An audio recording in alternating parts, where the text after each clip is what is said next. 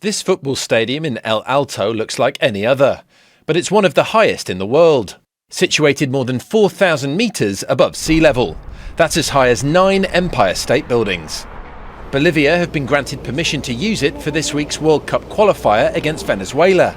They'll hope the high altitude can help elevate them in the rankings after 5 defeats in their first 6 games. Let's see about the advantage. I think there is a lot of talk. But if we don't put in the effort and we don't set ourselves to win in the field, it will be very difficult to take advantage. Bolivia usually play at a larger stadium in the capital, La Paz, at 3,500 metres. But their new coach hopes the change remains permanent. The most unfair thing that can exist is not being able to play where one lives, where one has one's field, one's stadium, where football is played. Both Bolivia and Venezuela have picked players who are used to higher altitude, and some have trained in hyperbaric chambers. The thinner air will no doubt make things tougher, but one local doctor says it presents no serious health risk.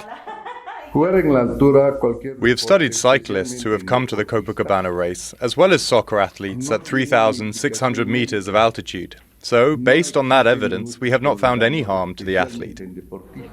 Local amateur players in El Alto gave some insight as to what the pros can expect when they kick off on Thursday. Altitude makes people tired. The lungs breathe well, but cold gets into the lungs. And that's why they are afraid, because sometimes they faint. There is always fear of the altitude. But for me, we are already used to ignoring all that and giving our best. Bolivia's Football Federation is yet to decide if all home games will be held in El Alto going forward.